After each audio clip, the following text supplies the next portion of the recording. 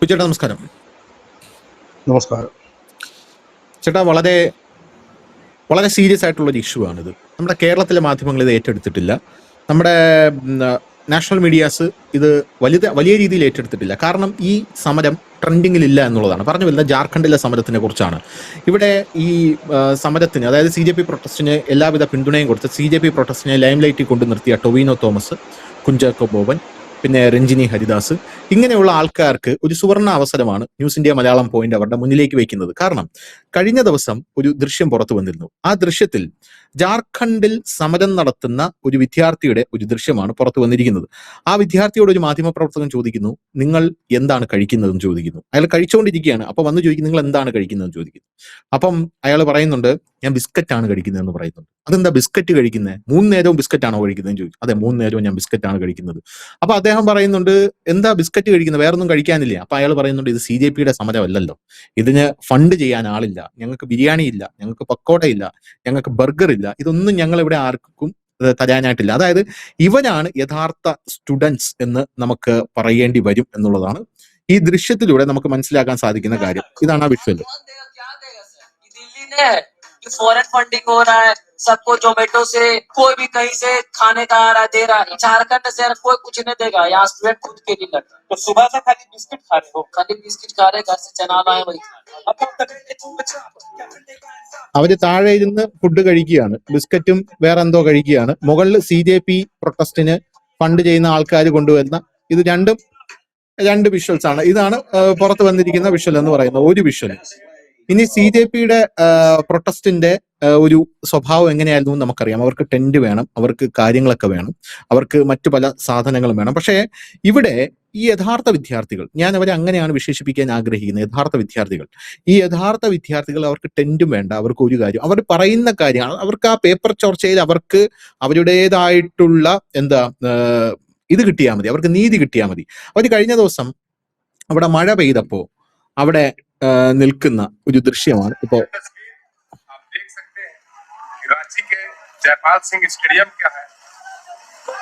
ഇത് കവർ ചെയ്യാൻ ആക്ച്വലി ആളില്ല.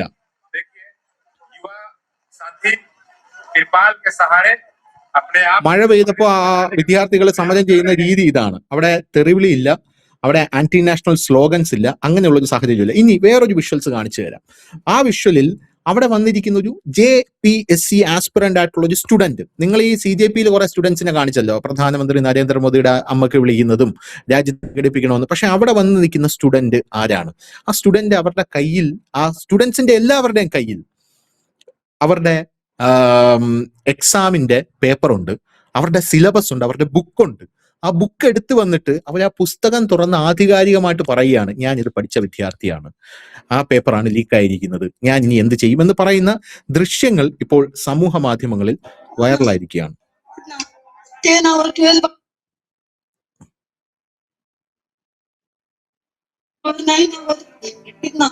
इतना पूरा टाइम वेस्ट हो गया। ये आधे का दिन तो मैं यहाँ आई, तो ये मेरे चला जाएगा। और कल नहीं आई थी तो कल, क्योंकि पेनिंग का टिक आदत है, सिर्फ 7 आवर पड़े। मैं अपना कम्युनिकेशन स्किल स्ट्रॉन्ग करने के लिए मैं कितना सिर्फ ऐप डाउनलोड करती रहती हूँ। पूरा टाइम वेस्ट कर दिया। हमारा प्लान भी नहीं है, हमारा प्लान भी कहाँ है? ओडिशा में जो दोस्त लोग रहती है उनका प्लान भी नहीं। ഞങ്ങൾക്കൊരു പ്ലാൻ ബി ഇല്ല എന്നാണ് അവർ യഥാർത്ഥത്തിൽ അവിടെ പറഞ്ഞുകൊണ്ടിരിക്കുന്നത്. ഞങ്ങൾക്കൊരു പ്ലാൻ ബിയും ഇല്ല എന്നാണ് അവർ യഥാർത്ഥത്തിൽ അവിടെ പറഞ്ഞുകൊണ്ടിരിക്കുന്നത്. അപ്പോൾ ഇതിന്റെ ഇടയിൽ ആസാദി മുദ്രാവാക്യം വിളിച്ചുകൊണ്ട് ചില ടീമുകൾ കടന്നുകൂടിയിട്ടുണ്ടായിരുന്നു. ഈ ആസാദി മുദ്രാവാക്യം വിളിച്ച് ചില ടീമുകൾ കടന്നുകൂടിയപ്പോൾ അവർ പറഞ്ഞത്, നിങ്ങൾ ഇവിടെ ആസാദി മുദ്രാവാക്യം വിളിക്കരുത്, ഇത് ആസാദി മുദ്രാവാക്യം വിളിക്കാനുള്ള വേദിയല്ല എന്നാണ് അവർ നിലവിൽ പറഞ്ഞുകൊണ്ടിരിക്കുന്നത്. അതായത് അവിടെയുള്ള വിദ്യാർത്ഥികൾ ബിസ്ക്കറ്റാണ് കഴിച്ചുകൊണ്ടിരിക്കുന്നത് എന്നുള്ളതാണ്. അതേസമയം ടൈഫോയിഡ് പിടിച്ചു കിടക്കുന്ന അഭിജിത്ത് ദീപ്കയുടെ കഴിഞ്ഞ ദിവസം പുറത്തു വന്ന ഒരു ലൈവാണിത്. ഈ പുറത്തു വന്ന ഒരു ലൈവാണ്. നിങ്ങൾ ആ ലൈവിന്റെ താഴെ കുറച്ച് കമന്റ്സ് ഉണ്ട്, ആ കമന്റ്സ് ഞാൻ വായിക്കാം. അതിൽ ഒരാൾ അഭിജിത്ത് ദീപ്കയോട് ചോദിക്കുന്നു, what's your plan for August എന്ന് അഭിജിത്ത് ദീപ്കയോട് ചോദിക്കുന്നു. അതിനകത്ത് അഭിജിത്ത് ദീപ്കയെ പറയുന്ന മറുപടി ഞാൻ കേട്ടതാണ്, ഞാൻ സ്വിറ്റ്സർലാൻഡിലേക്ക് കുടുംബവുമായിട്ട് ഒരു യാത്ര പോവുകയാണ് എന്നാണ് അഭിജിത്ത് ദീപ്കയെ പറഞ്ഞത്.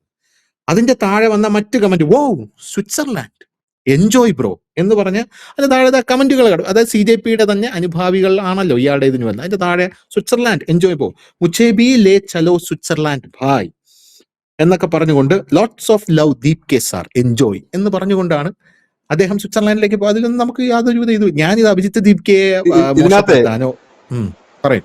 ഇതിനകത്ത് വലിയൊരു കമന്റ് ഇന്നലെ വന്നായിരുന്നു. ഇപ്പൊ ഇത് കണ്ടപ്പോഴാണ് എനിക്ക് തോന്നുന്നു ഓർമ്മ വന്നു. സമരം വരുമ്പോ ടൈഫോയിഡും ടൂറിന് പോകുമ്പോൾ സ്വിറ്റ്സർലൻഡുമായിട്ടുള്ള ഒരേ ഒരു നേതാവേ ഉള്ളൂ, അത് ഈ പാർട്ടിയുടെ നേതാവ് അഭിജിത്ത് ദീപ് കെ. അപ്പോൾ ഞാൻ ഈ ന്യൂസ് ഇന്ത്യ മലയാളം പോയിന്റ് വഴി ഞാനും ബിജുചേട്ടനും ഇത് ടൊവിനോ തോമസ് ഇത് കാണുന്നുണ്ടെങ്കിൽ എനിക്ക് നിങ്ങളോട് അഭ്യർത്ഥിക്കാനുള്ളത്, ഈ പിള്ളേർ ബിസ്ക്കറ്റാണ് കഴിക്കുന്നത്.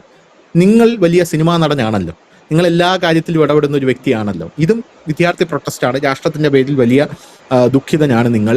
അപ്പോൾ രഞ്ജിനി ഹരിദാസ്, ടൊവിനോ തോമസ് ഈ കാണുന്നുണ്ടെങ്കിൽ അവർക്ക് ഒരു നേരം ഒരു ഭക്ഷണം സ്പോൺസർ ചെയ്യാൻ നിങ്ങളെ കൊണ്ട് കഴിയുമോ എന്നുള്ളതാണ് എൻ്റെ ഒരു പ്രധാനപ്പെട്ട ഒരു നേരത്തെ ഭക്ഷണം സ്പോൺസർ ചെയ്താൽ മതി. നിങ്ങൾ രാഷ്ട്രത്തിന്റെ നവനിർമ്മാണത്തിന് വേണ്ടി ഇറങ്ങിയിരിക്കുന്ന ഒരു നേരത്തെ ഭക്ഷണം അവർക്ക്, ഈ ബിസ്ക്കറ്റ് കഴിക്കുന്ന പിള്ളേർക്ക് നിങ്ങൾ സ്പോൺസർ ചെയ്താൽ മതി. അവിടെ ആരെയും കാണുന്നില്ല. കാരണം നമുക്കിത് വലിയൊരു വിഷയമായിട്ട് നമ്മൾ ഉയർത്തിക്കൊണ്ട് വന്നത് അവിടെ പ്രൊട്ടസ്റ്റ് ചെയ്യുന്ന ആൾക്കാരും വിദ്യാർത്ഥികളും.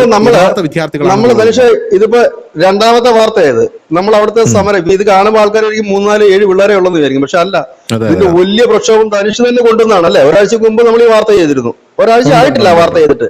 ജാർഖണ്ഡിലെ വലിയ സമരം, അന്ന് ആ വിഷ്വൽസ് ഫുള്ള് കാണിച്ചു. ഒരുപാട് പിള്ളേർ, ലക്ഷക്കണക്കിന് പിള്ളേർ തെരുവിൽ ഇറങ്ങിയിരിക്കുന്നത്. കുട്ടികൾ, ലക്ഷക്കണക്കിന് കുട്ടികളാണ്.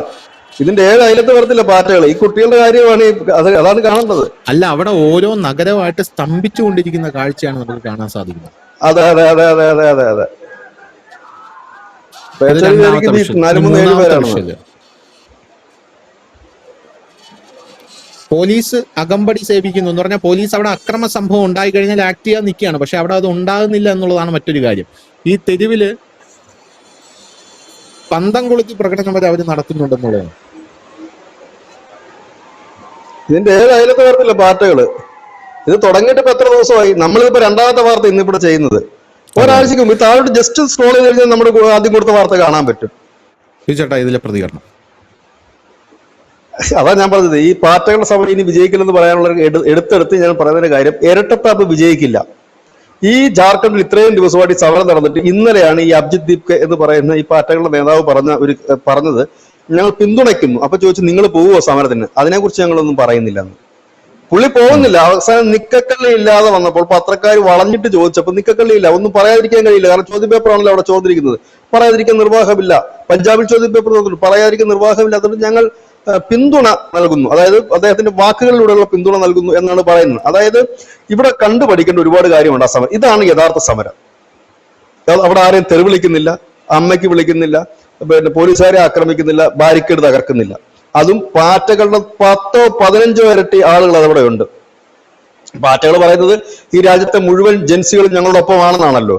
അങ്ങനെയെങ്കിൽ ജാർഖണ്ഡിൽ അവർക്ക് ഒരു 100 പേരെ വിട്ടുകൊടുക്കാൻ ആളില്ല. 100 പേര് മതി. പാറ്റകളുടെ ആൾക്കാർ, പാറ്റയുടെ ആൾക്കാർ 100 പേരുണ്ടോ? 100 പേരില്ലല്ലോ, ഒരാൾ പോലും ഇല്ലല്ലോ. അപ്പൊ ഈ രാജ്യത്തെ മുഴുവൻ ജൻസികളുടെ ഉത്തരവാദിത്തം എങ്ങനെ ഏറ്റെടുക്കും? ലക്ഷക്കണക്കിന് പേരാണ് അവിടെ പ്രകടനം നടത്തുന്നത്. അവർ കറക്റ്റാണ് കാണിക്കുന്നത്. ഒരു ബിസ്ക്കറ്റ് കഴിക്കാന്ന് പറഞ്ഞാൽ ഇപ്പൊ ഇവിടെ ഉള്ള ആൾക്കാർ വിചാരിക്കും ഈ ബിസ്ക്കറ്റ് ഒന്നും വലിയ കൂടിയ അല്ല. 5 രൂപയുടെ പാറയുടെ ചെറിയ ബിസ്ക്കറ്റ് നോർത്ത് ഇന്ത്യ എല്ലായിടത്തും അവൈലബിൾ ആണ്. അതാണ് അവിടുത്തെ മിക്കവരുടെയും ബ്രേക്ക്ഫാസ്റ്റ്. ഇത് കഴിച്ചിട്ടില്ലെങ്കിൽ അതിനേക്കാൾ കുറഞ്ഞ് ലൂസായിട്ട് കിട്ടുന്ന ബിസ്ക്കറ്റുകൾ കഴിച്ചിട്ട് ഈ മഴയത്ത് നിന്ന് പച്ചവെള്ളം കുടിച്ച് സമരം ചെയ്യുന്നവരാണ് അവർ ഉയർത്തിവിടുന്ന കാര്യങ്ങളുണ്ട്. അത് കണ്ടിനും നടിക്കാൻ കഴിയില്ല. കാരണം അവിടെ ചോദ്യപേപ്പർ ചോർന്നതിനെതിരെ നടപടി എടുക്കേണ്ടത് അവിടെ ജാർഖണ്ഡ് സർക്കാരാണ്. ഇവിടെ 2 നയമുണ്ടോ? അതായത് നീ പിന്നെ കേന്ദ്രത്തിലെ മന്ത്രി മാത്രം രാജിവെച്ചാൽ മതിയോ? പഞ്ചാബിലെ മന്ത്രി രാജിവെക്കണ്ടേ? അതുപോലെ തന്നെ ഇവിടെ ജാർഖണ്ഡിലെ മന്ത്രി രാജിവെക്കണ്ടേ? കേരളത്തിൽ നടക്കുന്ന ഈ PSCയുടെ തന്നെ നടക്കുന്ന ഈ പിൻവാതിൽ നിയമനവും ഈ തട്ടിപ്പും വെട്ടിപ്പും അതിനെതിരെ സമരം ചെയ്യണ്ടേ? അതായത് ഇത് തന്നെയാണ് ഈ കമ്മ്യൂണിസ്റ്റുകളുടെ ഒരു യഥാർത്ഥ സ്വഭാവം. ചില സ്ഥലത്ത് അവർ സൈലന്റ് ആകും, ചില സ്ഥലത്ത് ഈ സമരത്തിന്റെ ഒരു വളരെ ബ്യൂട്ടിഫുൾ ആയിട്ടുള്ള ഒരു വിഷ്വൽ ഞാൻ കണ്ട എന്താ അറിയോ? രാത്രി ഈ സമരത്തിന് ഈ പിള്ളേർ കിടന്ന് ഉറങ്ങുന്ന സ്ഥലത്തേക്ക് ഒരു മാധ്യമ പ്രവർത്തകൻ ചെല്ലുകയാണ്. ഈ മാധ്യമ പ്രവർത്തകൻ ചെന്നിട്ട് ആ മാധ്യമ പ്രവർത്തകൻ കാണുന്ന ഒരു കാഴ്ച, അയാൾ ഈ ജസ്റ്റ് ഒന്ന് അവിടെയുള്ള പിള്ളേർ രാത്രി ഇവരെന്താണ് ചെയ്യുന്നത് കാണാൻ. ഈ കിടന്നുറങ്ങുന്ന കുട്ടികൾ കയ്യിൽ ഇങ്ങനെ ഒരു ബുക്കും വെച്ച് ഇങ്ങനെ വായിച്ചുകൊണ്ടാണ് അവിടെ കിടക്കുന്നത്. ഒരു പുസ്തകം കയ്യിലുണ്ട്. അയാൾ ചെന്ന് ചോദിക്കുന്നു, എന്താ നിങ്ങൾ വായിക്കുന്നത് എന്ന് ചോദിക്കുമ്പോൾ ഇതെന്റെ സിലബസാണ്, ഞാൻ പഠിച്ചുകൊണ്ടിരിക്കുകയാണ്. അതാണ് അവർ പറയുന്ന ഒരു കാര്യം. നമുക്ക് CJP പ്രൊട്ടസ്റ്റിൽ ഇത് കാണാനായിട്ട് സാധിച്ചില്ലല്ലോ. CJP പ്രൊട്ടസ്റ്റിൽ നമ്മൾ രാത്രിയാകുമ്പോൾ അവിടെ കാണുന്നത് വേറെ എന്തൊക്കെയാണ്. CJP പ്രൊട്ടസ്റ്റിൽ നമ്മൾ ഇതൊക്കെ കണ്ടിരുന്നത് അത് ബയോളജിക്കൽ ചിത്രം വരച്ച് പ്രദർശിപ്പിക്കുകയായിരുന്നു അവിടെ ചെയ്തിരുന്നത്. പല ചിത്രങ്ങൾ നമ്മൾ കണ്ടതാണ്. നമ്മൾ തന്നെ ആ വിഷ്വൽസ് നമ്മുടെ ചാനലിൽ കൂടെ നമ്മൾ കൊടുത്തിരുന്നതാണ് അത് കാണിക്കാൻ വേണ്ടിയിട്ട്. അപ്പൊ ഇതാണ് അവിടെ നടക്കുന്നത്. അപ്പൊ ഒരു ഭാഗത്ത് നടക്കുന്ന സമരം, അതായത് ഒരു പന്തിയിൽ രണ്ട് ഊണ് പാടില്ല. ഒന്നുകിൽ നിങ്ങൾ ഒരു രാഷ്ട്രീയ പാർട്ടിയാണ്, ഞങ്ങൾ കേന്ദ്രവിരുദ്ധരാണ് എന്ന് പറയാനുള്ള ആർജവം നിങ്ങൾ കാണിക്കണം. അതല്ല, നിങ്ങൾ നിഷ്പക്ഷരാണെങ്കിൽ ഈ സമരങ്ങളൊക്കെ എന്തുകൊണ്ട് നിങ്ങൾ പിന്തുണയ്ക്കുന്നില്ല, നിങ്ങൾ പോകുന്നില്ല? കുഞ്ചാക്കോ ബോബന് പോകാം, നവീൻ എന്താണ് മറ്റേ ആ നടൻ ടൊവിനോയ്ക്ക് പോകാം, രഞ്ജിനി ഹരിദാസിന് പോകാം, അല്ലെങ്കിൽ വേണ്ട ഇവരൊന്നും പോകണമെന്നില്ല. ഫേസ്ബുക്കിൽ ഒരു കുറിപ്പിടാൻ കഴിയില്ല ഇവർക്ക്. കാരണം അവർക്ക് മറ്റേ കുറിപ്പിടണമെന്നുണ്ടെങ്കിൽ അതിന് കുറിപ്പടിയും കാര്യങ്ങളൊക്കെ വരും. ഇതിന് കുറിപ്പടിയും കാര്യങ്ങളും പാവപ്പെട്ട പിള്ളേർ കിടക്കുക ഇവിടെ. അപ്പൊ അതുകൊണ്ട് നടക്കില്ല. അതാണ് ആ സംഭവം. വലിയ രീതിയിൽ ഫണ്ട് ഒഴുക്കി സമരം ചെയ്യുന്നവരും സാധാരണപ്പെട്ട പിള്ളേർ അവരുടെ ജനുവിനായിട്ടുള്ള ആവശ്യത്തിന് സമരം ചെയ്യുന്നതുമാണ് ഇപ്പൊ നമ്മൾ കാണാൻ കഴിയുന്നത്. ഇത് രാജ്യവ്യാപകമായി പലയിടത്തും ഈ സമരങ്ങൾ ഉണ്ടാകും. അല്ല, ഈ കാര്യങ്ങൾ പറഞ്ഞപ്പോ ഉണ്ടല്ലോ, എനിക്കൊരു കാര്യം ചോദിക്കുന്നുണ്ട്. അഭിജിത്ത് ദീപ്കെ പറഞ്ഞൊരു കാര്യമുണ്ട്. ഈ കോക്രോച്ച് ജനതാ പാർട്ടിക്ക് ഫണ്ട് വരുന്നുണ്ടെങ്കിൽ ധർമ്മേന്ദ്ര പ്രധാൻ രാജിവെച്ചാൽ മാത്രം പോലെ അമിത്ഷായും രാജിവെക്കണം.